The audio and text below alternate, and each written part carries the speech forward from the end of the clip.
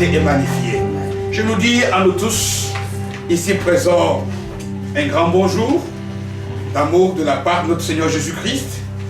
Et j'ai dit aussi bonjour à tous les nôtres qui sont sur les réseaux. Que Dieu vous bénisse. Amen. Nous sommes dans le temps que moi je considère le temps le plus précieux dans notre marche chrétienne. Le temps le plus précieux, c'est le temps où Dieu nous parle. Parce que quand Dieu nous parle, nous apprenons des choses. Et la parole de Dieu, ce ne sont pas des informations que Dieu nous donne. Non. Dieu ne nous apprend pas des choses qu'on nous dit. Non. Non, c'est pas vrai. Jésus lui-même,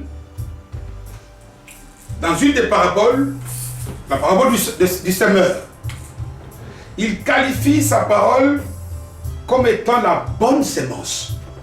Amen. Amen. Donc quand on nous donne la parole de Dieu, Dieu nous donne la sémence. La sémence c'est quoi? La sémence c'est la source de toute vie. Maintenant il ne suffit pas pour toi et pour moi de recevoir la sémence. Tout dépend de ce que tu en fais. Amen. Amen. Si tu prends la bonne sémence, tu la places dans la vitrine et tous les visiteurs qui viennent, tu leur dis, moi j'ai la bonne sémence, tu n'auras aucun fruit.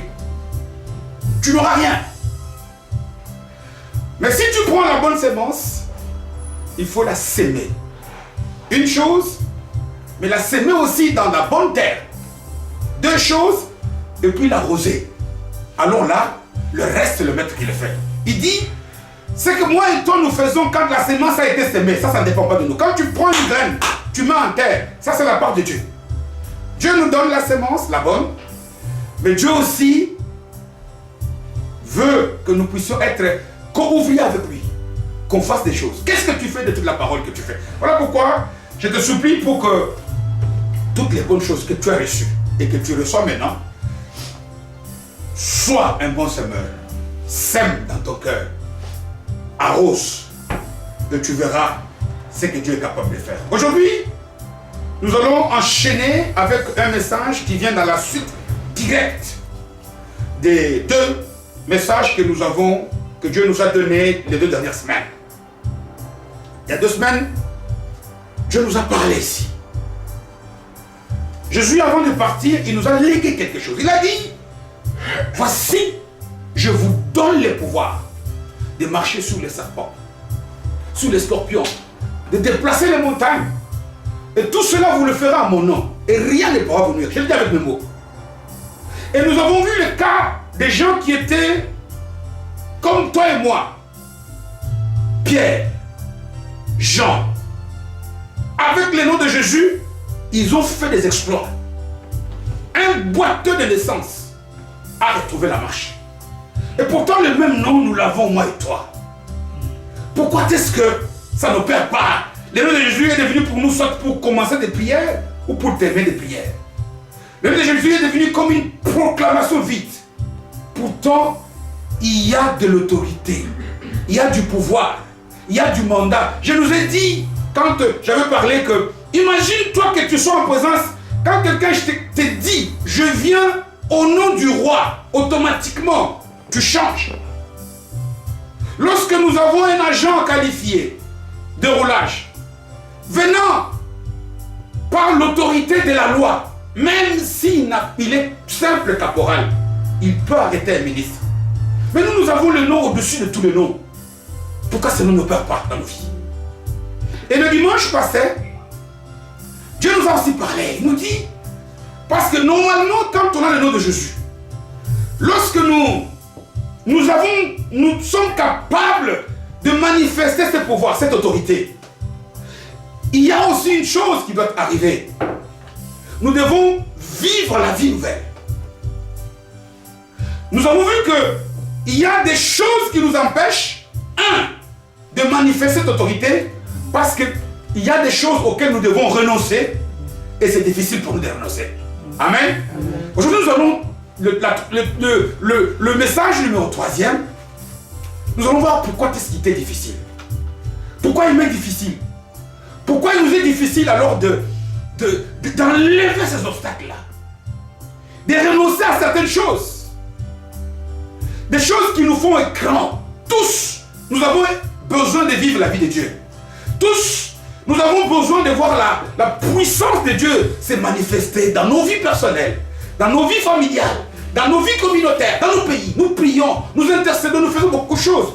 Tous les dimanches, nous sommes au culte. Nous faisons des tas de choses.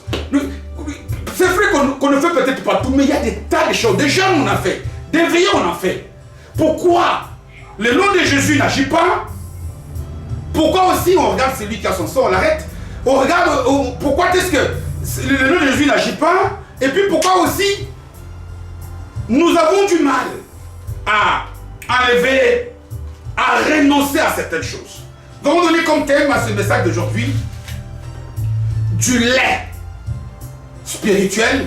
Donc partir du lait, le lait que nous buvons, du lait spirituel à la nourriture solide. Voici le parcours des chrétiens. Mais avant toute chose, avant que le Saint-Esprit nous révèle ce qu'il a pour nous, nous allons lire 2 textes. Le premier, il est dans l'évangile selon Saint Marc, au 7e chapitre. Évangile selon Saint Marc, au 7e chapitre, nous lisons du premier verset. Nous voulons voir pourquoi le nom de Jésus. Parce que non seulement nous voulons voir pourquoi, nous voulons que ce nom agisse. On dit qu'au nom de Jésus, tout genou fléchit. Toute montagne s'affaisse. Toute colline est comblée. Marc, 7e chapitre, verset 1er. J'ai la parole de Dieu de Jésus. Les pharisiens et quelques scribes venus de Jérusalem s'assemblèrent auprès de Jésus. Verset 2e. Ils virent quelques-uns de ses disciples prendre leur repas avec des mains impures, c'est-à-dire non lavées.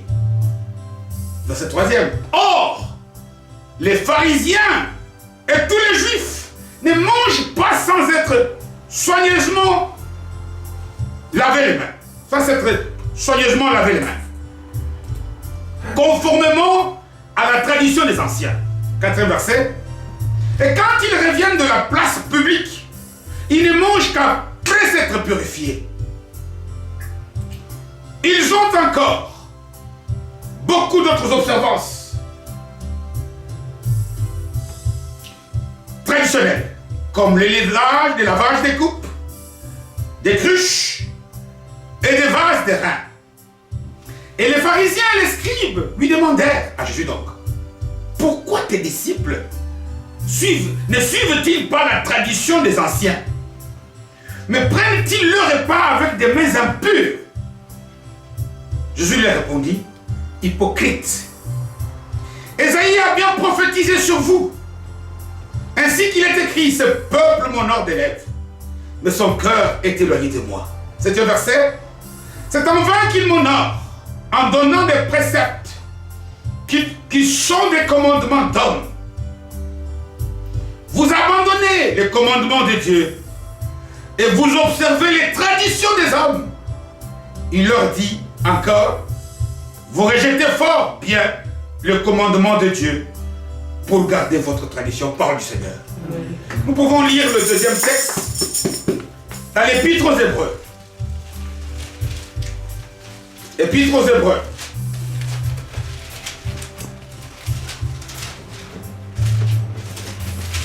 L'Épître aux Hébreux, c'est juste avant Jacques. Au chapitre 5e. Là, nous lisons 3 versets. Il est écrit ceci dans la parole de Dieu. Nous lisons à partir du verset 12e. Le 12e, le 13e et le 14e.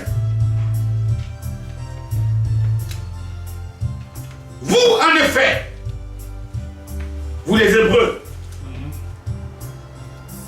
qui depuis longtemps devriez être des maîtres, vous avez encore besoin qu'on vous enseigne le principe élémentaire des oracles de Dieu. Vous en êtes venus à avoir besoin de lait. Hébreux chapitre 5e, à partir du verset 12e. Épître aux Hébreux, chapitre 5e, verset 12e, je disais donc je reprends. Vous en effet qui depuis longtemps devriez être des maîtres, vous avez encore besoin qu'on vous enseigne les principes élémentaires des oracles de Dieu. Vous en êtes encore venus à avoir besoin de lait et non d'une nourriture solide. Or, quiconque en est au lait n'a pas l'expérience de la parole de justice, car il est enfant. Mais la nourriture solide est pour les hommes faits, pour ceux dont le jugement est exercé par l'usage, à discerner ce qui est bien et ce qui est mal, parole du Seigneur. Acclamons très fort.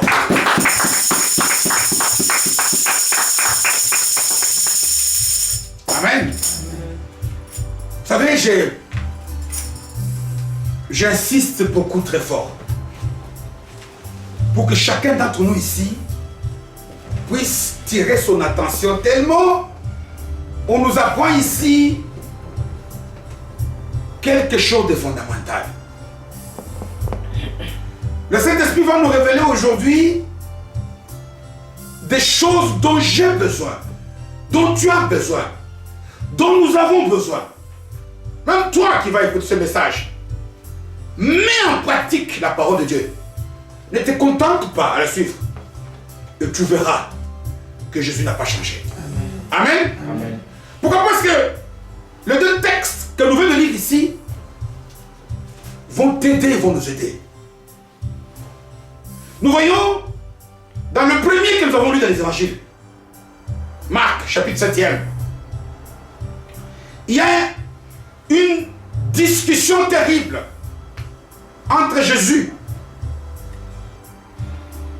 et des pharisiens et des scribes.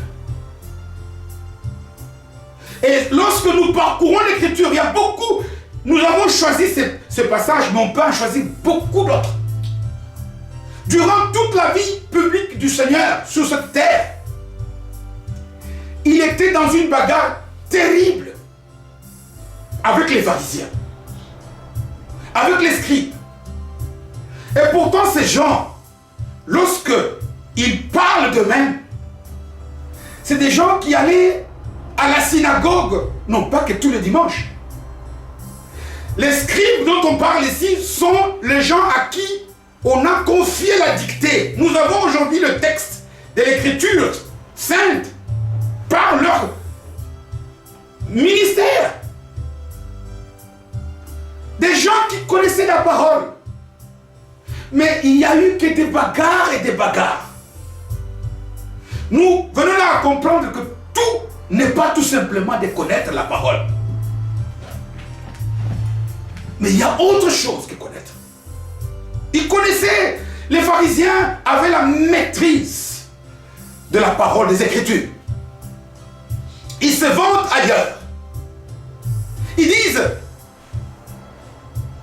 ils donnent la dîme, ils donnent les offrandes, ils jeûnent. Mais chaque fois qu'il y a eu dans les Écritures une rencontre entre Jésus et ces gens, c'est une opposition totale. Attention. Attention que ça ne soit pas ton cas. Parce que même si la présence de Jésus maintenant n'est plus physique comme à l'époque, mais quand on est dans des services comme ça, on est en présence de Jésus. Et pour Jésus, ce qui compte, c'est tout simplement, ce n'est pas le fait que tu es présent. Ce n'est pas le fait que tu récites des versets. Ce n'est pas le fait que tu donnes des offrandes. Non. Pas si ça suffisait. Mais alors pourquoi est-ce que le nom de Jésus, le mandat qu'il t'a donné, Pierre et Jean, sont capables de faire des exploits, et moi et toi, le même nom, même pas une mouche de part. Tu es devant la mouche, tu dis, mouche, au nom de Jésus. Elle va encore venir te déranger à l'oreille. Comme elle nous a souvent dérangé ici. Et nous le voyons sur des cassettes. Amen. C'est pour nous dire que il ne suffit pas de proclamer ce nom comme ça, frère Davignon. Il ne suffit pas. Mais il y a autre chose. Il n'y a eu que des incompréhensions. Il n'y a eu que des discussions. Une fois, ces gens, ils voient Jésus. C'était un jour, on connaît le texte. Il veut guérir une femme malade. C'était un jour de sabbat. Oh, pourquoi tu ne peux pas guérir? Discussion. Une fois, il y avait chez eux une femme adultère. Ils veulent la lapider. Jésus dit non. Des bagarres. Et il y en a comme ça des tas et des tas. Qu'est-ce qui fait que ces gens qui semblaient être religieux, ces gens qui étaient fidèles au temple, à la synagogue, ces gens qui avaient la maîtrise des Écritures, ces gens qui faisaient beaucoup de rites, de choses que la parole leur demandait. Et en plus, parce que vous vous imaginez qu'à l'époque de Jésus, pas encore la nouvelle alliance n'est pas encore écrite. C'est-à-dire qu'ils avaient le même livre saint que même les chrétiens, les Pierre, les Jean.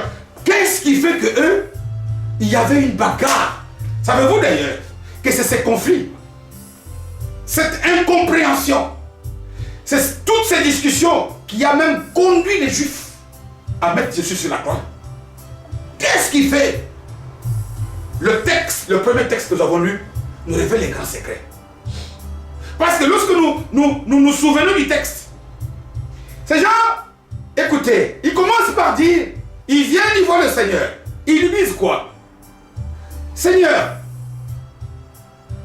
pourquoi tes disciples mangent-ils avec des mains impures? La notion de pureté et d'impureté est une notion spirituelle, n'est-ce pas? Mais maintenant, quand ils expliquent pour eux ce qu'est la pureté et l'impureté, c'est parce qu'ils ne font pas des choses selon leur tradition. Ah ben, nous avons lu, non, nous devons voir. Pourquoi ils ne font pas comme... Pourquoi ils ne font pas? Eux, ils ont sauté une étape importante de la vie. Et beaucoup de chrétiens ont sauté cette étape aujourd'hui. Vous savez, lorsque nous venons dans ce monde, lorsque chaque bébé, chaque nouveau-né vient au monde, il quitte un monde. Le sang de la maman où vit le bébé, c'est un monde. Sa nourriture, on ne la connaît pas, c'est Dieu qui connaît. Sa respiration, c'est Dieu qui connaît. Mais lorsqu'il sort, ce bébé ne peut pas passer directement d'un monde nouveau et d'un monde ancien au monde nouveau sans qu'il y ait une nourriture d'adaptation. Et cette nourriture, on l'appelle comment? Le lait. Et c'est important lorsque moi et toi aussi, nous quittons le monde physique.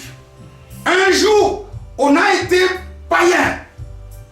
Par la grâce de Dieu, nous sommes venus à Jésus. Nous sommes partis d'un monde et nous venons dans un monde nouveau.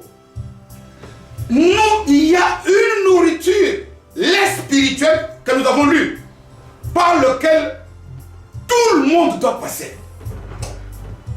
Et le fait que ces gens, ces pharisiens, ont sauté cette étape, il y a eu beaucoup de mélanges entre leur tradition et la nouvelle vie en Christ.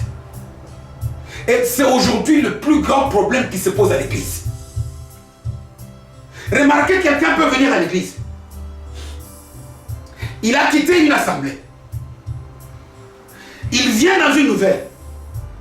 Mais tout ce que, au lieu de suivre la parole, lui, il compare toujours cette assemblée-là avec ce qu'il avait. Oh, ailleurs, on fait comme ça. Ailleurs. Pourquoi? Parce qu'il y a des choses en nous.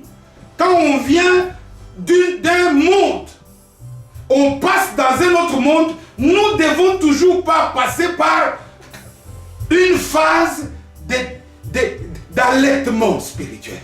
Amen. Hein? Vous savez, je veux nous dire, nous sommes ici en présence de futures mamans. Beaucoup de jeunes écoutent ce message. C'est vrai que je ne suis ni pédiatre, ni nutritionniste, mais j'ai eu des enfants. Je vous dis que Dieu a mis dans le lait maternel des choses qu'aucun autre lait ne peut retrouver. Et Dieu a donné à ce lait-là des vertus qu'on ne peut retrouver ailleurs. À tel point que les gens de l'UNICEF qualifient le lait qu'on donne aux enfants comme étant le premier vaccin. Et il y a des spécialistes en nutrition qui disent que si tous les bébés, après leur naissance, étaient bien allaités, on éviterait au moins 800 000 décès de bébés par an. C'est pour vous montrer un peu toute l'importance de lait. Et Dieu est tellement calculateur, à tel point que quand un bébé naît, le lait que sa maman peut lui donner le 6 premiers jours n'a rien à voir avec le lait de la seconde semaine. On ne peut pas rater. Les 6 premiers jours, c'est un lait spécial. Le lait de la deuxième semaine, c'est un autre lait. Et de la troisième jusqu'au 6e mois, c'est un autre lait. Pourquoi? Parce que Dieu a donné au lait maternel des vertus que je peux regrouper dans 3 classes. Sans le lait maternel, la croissance ne sera jamais bonne. Le développement. Amen. Hein? On va grandir, mais on va avoir beaucoup de carences. On va être un enfant soit paresseux, ou je ne sais pas, je ne suis pas ça, je n'ose pas m'aventurer, mais il va nous manquer beaucoup de choses. Le lait maternel est important pour la croissance et le développement de l'enfant. Le lait maternel est un vaccin, comme je l'ai dit. Pourquoi? Parce qu'il protège les enfants contre beaucoup de maladies. Et savez-vous aussi, savons-nous, que c'est pas la relation d'allaitement entre le bébé et sa mère qui a une relation qui demeure, parfois nous les papas on a difficile. Bon, on se dit, mais comment elle ne peut pas voir que cet enfant, il faut le punir à ce moment-là? Ça vient de là. Vous allez voir, ça vient de là. C'est Dieu qui a fait ça comme ça. Ça, c'est le physique. Regardez ces gens. Lorsque les pharisiens sont venus à la parole, ils n'ont pas eu le temps de passer par la cure du lait spirituel. Ils n'ont pas eu le temps de passer par une phase où qu'est-ce qu'on appelle le lait spirituel? Les laits spirituels sont des certitudes, je l'ai dit avec mes mots. Que quand quelqu'un vient à Christ, il y a des choses qu'on doit lui donner au départ. Quand aujourd'hui nous disons frère Aaron, il dit oui, c'est pourquoi. Mais c'est parce qu'on appelle Aaron depuis l'enfant. Parce que depuis qu'il est bébé, on dit Aaron, Aaron. On ne sait pas quand est-ce que le premier jour où il va savoir que Aaron c'est mon nom. Alors partout où il est, quand on dit Aaron, il regarde. Amen. Hein? Voilà pourquoi il y a aussi des notions élémentaires qu'on doit semer dans les têtes de tout chrétien dès qu'il vient à Jésus. Des choses qui ne se discutent pas. Des choses qui sont le lait, qui sont bonnes. Parce que dès que à la nouvelle naissance, nous manquons ces choses-là, plus tard ça sera difficile. Parce que nous allons commencer à faire des confusions entre les traditions des hommes. C'est le reproche que le Seigneur fait à ces gens. Il dit, vous, regardez, eux, pour eux, parce que leurs ancêtres se lavaient les mains, c'est une bonne chose, peut-être pour l'hygiène. Mais eux, ils commencent à penser que pour maintenant manger, il faut se laver les mains. Combien de fois, parfois, les gens ratent des cultes? Pourquoi? Parce qu'ils savent que pour qu'un culte soit bien, on doit avoir fait ceci, on doit avoir fait cela, on doit avoir placé la croix comme ça. Ça, ce sont des coutumes des hommes. Nous devons passer par le lait spirituel, j'insiste beaucoup, pour que ceux-là qui ne sont pas passés par le lait spirituel, ils puissent penser à passer par cette phase. Ce sont des choses qui nous aident aussi, comme pour les laits maternels, à bien grandir, bien nous développer dans le christianisme. Par exemple, imaginez-vous, depuis qu'une personne, dès les premiers jours où quelqu'un vient à Jésus, si on essaie de lui répéter que Dieu est ton Père, Jésus est ton... C'est comme quand on dit à un bébé, ça va rester. Aujourd'hui, lorsque nous on appelle Dieu Père, on n'y pense pas. Parce que c'est dans notre comportement. Si nous on pensait que Dieu est notre Père, on ne peut pas penser que nous devons souffrir pour qu'il nous donne des choses. Hein? Il y a des gens qui pensent, je vais faire un jeûne de 40 jours. Je vous ai dit, le jeûne est bon. Le jeûne, ce n'est pas pour Dieu. Le jeûne, c'est pour nous mettre nous en condition de nous présenter bien devant Dieu. Ces choses-là, quand on les fait, ce n'est pas pour Dieu. Comment quelqu'un peut penser que pour que Dieu me donne, je dois prier, prier? Non, la prière, ce n'est pas pour Dieu. La prière me prépare à être en forme pour paraître comme un fils de Dieu. Ça doit refléter dans tout ce que nous faisons, que oui, quand je vais avec Aaron quelque part, il ne se présente pas, on dit tiens, c'est son papa. Est-ce que regardez un peu nous, chrétiens d'aujourd'hui, ça doit être un réflexe.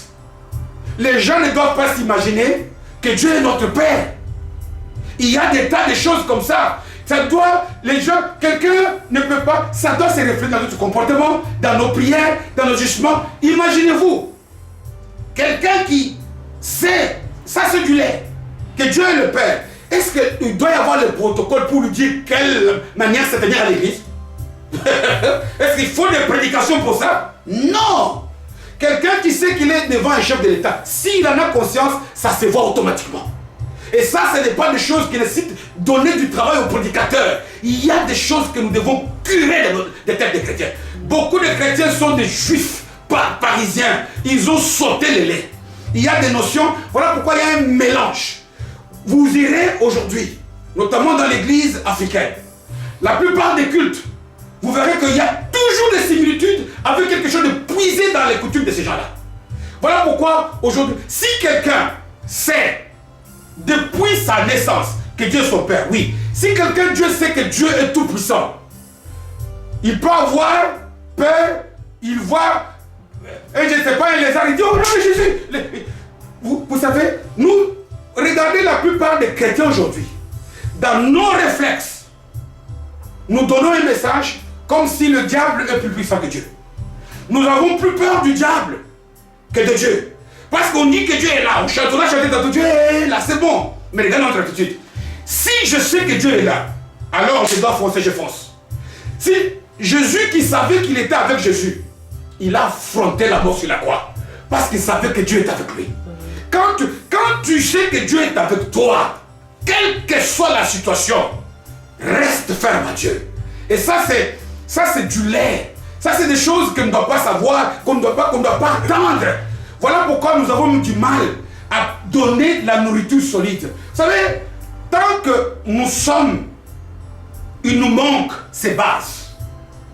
Quand il nous manque ces bases, rappelez-vous, je pense que c'est la sœur qui nous a déjà prêché sur Galates 1. Tant qu'on est bébé, tant qu'on n'a pas grandi, la nourriture solide, ce n'est pas tout simplement des matières compliquées, non. C'est l'évangile qui fait que le nom de Jésus puisse agir lorsque vous comprenez? Quand on parle de la nourriture solide, aujourd'hui beaucoup de gens ne peuvent pas, parce qu'on dit que aussi longtemps que l'héritier est bébé, on ne lui donne pas des grandes choses. Qui peut donner des grandes choses? Les pierres, regardez le parcours de Jésus. Il a pris des gens. Il a pris des gens, les Juifs, il les a enseignés. Amen. Il leur a donné du lait. Amen. Il a dit, voilà pourquoi d'ailleurs, quand Jésus envoie ses disciples, il n'a pas dit faites des membres des églises. Il a dit faites de tous les gens qui? Des disciples. Un disciple c'est qui? C'est un élève. Amen. Amen. Le mot disciple veut tout simplement dire élève. Voilà pourquoi il qualifie ces gens. Vous devez être des maîtres, des enseignants. Mais on doit vous enseigner vous autres. Nous devons être des gens qui, quand on parle des enseignants, ce n'est pas des prédicateurs. Non. C'est des gens qui parlent son attitude. On voit qu'il y a des gens qui... Voilà pourquoi il dit quelqu'un qui croit en moi fera de... Croire en Jésus, ce n'est pas, il ne suffit pas de le dire. C'est quelqu'un qui a des certitudes, qui a des bases. Que moi, même si aujourd'hui je ne vois rien, Jésus a promis, j'aurai. Parce que tant que je suis fils, ça voudrait dire que je suis héritier. Amen. Et quand on connaît ces choses, même notre manière de prier va changer. Est-ce que nous savons ça? Amen. Il y a des paroles qu'on ne peut plus prononcer quand on prie. Ce n'est pas des paroles pour des gens qui n'ont pas sauté le lait. Ça, c'est des paroles des pharisiens. Nous allons prier avec foi, avec certitude. La peur, les doutes, ces choses vont partir. Et très souvent aussi, non seulement ça va nous aider, les bases nous aident à bien nous développer spirituellement, mais ça nous garantit une santé spirituelle de fer. Amen. Hein? Parce que ça nous... On ne peut pas avoir des costumes. Regardez aujourd'hui, les gens qui ont tout mélangé, la tradition, ils ont des constipations spirituelles. Ils ne savent pas. Quand ils parlent, parfois tu ne sais pas si ce qu'ils parlent c'est de la Bible, c'est qu'ils parlent de la tradition des hommes. Voilà pourquoi Jésus dit, mais vous voyez, vous m'honorez des lèvres. Parce que vous avez fait passer vos traditions, vos coutumes. L'église de Jésus a changé aujourd'hui. Parcourez les assemblées. Les gens, vous allez voir qu'on n'a pas fait passer des gens par un parcours normal. Voilà pourquoi nous avons des chrétiens constipés. Des chrétiens à qui il manque des tas de choses. Il leur manque des bases. Et ici, toutes ces bases, je ne peux pas les noter comme ça individuellement. Mais je vais nous recommander 2 livres où tout ça, le statut, c'est que tout chrétien, quand il vient de naître à nouveau, doit connaître. Si nous lisons les 3 premiers chapitres de l'épître aux Éphésiens, Amen. Hein? Si nous lisons, regardez Jésus comment il a procédé. Il y a l'évangile qui parle de son ministère, de sa vie. Mais quand l'église est créée, c'est dans les actes. Mais avant que l'église ne puisse aller loin, il y a les épîtres qui sont les lettres adressées aux églises pour que les chrétiens puissent recevoir les bases, le lait spirituel. Si aujourd'hui, moi et toi, il y a des bases qui te passent, lis les 3 premiers chapitres d'Éphésiens, lis l'épître aux Romains. Nous devons savoir c'est qui un chrétien. Tu dois savoir ce que tu es. Nous devons savoir, un chrétien doit savoir, tu ne peux pas, si je suis policier et je l'ignore, je ne peux pas me comporter comme un policier. Si je suis, il ne suffit pas de dire Dieu c'est mon Père, notre Père qui est là-dessus. Non, il suffit de le manifester. Lorsqu'un enfant est devant son Père, même un pygmée, il a une autre confiance. Et cela doit se refléter. Nous devons cesser d'être comme ces gens. Si vous remarquez dans le passage qu'on a lu, et dans d'autres passages, le plus grand reproche que le Seigneur a fait à ces gens, c'est le fait qu'il y avait un mélange entre la tradition des hommes. Jésus ne dit pas que les traditions sont bonnes, sont mauvaises. C'est pas ça qu'il a dit. Mais ça, c'est pour les hommes. Lorsque nous lisons la parole de Dieu, là, elle doit être saine. On doit nous enseigner, c'est qui Jésus. Que chacun d'entre nous ici fasse cet effort de bien lire le 3 premiers chapitres. Lire tous les livres si vous en avez le temps. Il n'y a pas beaucoup de chapitres, Éphésiens. Mais les 3, on dit quel est l'état. Vous imaginez, lorsque l'apôtre Paul parle à l'église d'Éphèse, il dit, vous avez été bénis de toutes les bénédictions dans le lieu céleste. Qui croit ça? Parce que quand tu dis ça, toi tu regardes les traditions d'hommes. Les traditions d'hommes, c'est quelqu'un qui a il a de l'argent. Tu regardes dans ton compte, minus. Tu te dis, alors je ne suis pas béni. Amen. Or, si tu es convaincu de cela, alors tu le verras. Parce que Paul nous dit, quand tu crois, c'est lorsque tu es capable d'abord de celui qui a reçu la parole, croit, c'est alors qu'il va voir la parole s'accomplir. Lorsqu'on nous dit que Jésus, partout où tu es, il est là. Alors même si tu es en prison, pourquoi est-ce que tu trembles? Pourquoi tu trembles? Il y a le lait spirituel qui manque à beaucoup de chrétiens. Ce message d'aujourd'hui, c'est comme un rappel que Dieu nous fait. Beaucoup d'entre nous, tout le monde connaît son parcours. Comment il est venu à Jésus. Mais s'il t'a manqué du lait, comme dans la vie naturelle, tu dois faire comme ces gens. Parce que lorsque Jésus leur dit, vous qui deviez être des maîtres, il vous faut du lait, implicitement ce qu'il veut dire, c'est qu'ils ont sauté cette phase. Si aujourd'hui tu vois qu'il y a des choses qui ne marchent pas, pose-toi la question, est-ce que la certitude, toutes les certitudes que toi tu dois avoir, que tu es enfant de Dieu, est-ce que tu les as? Est-ce que tu es certain que tu es né de nouveau? Est-ce que tu es certain que si Jésus revient aujourd'hui, tu peux dire comme Paul, moi j'ai combattu, j'attends, s'il vient je serai avec lui?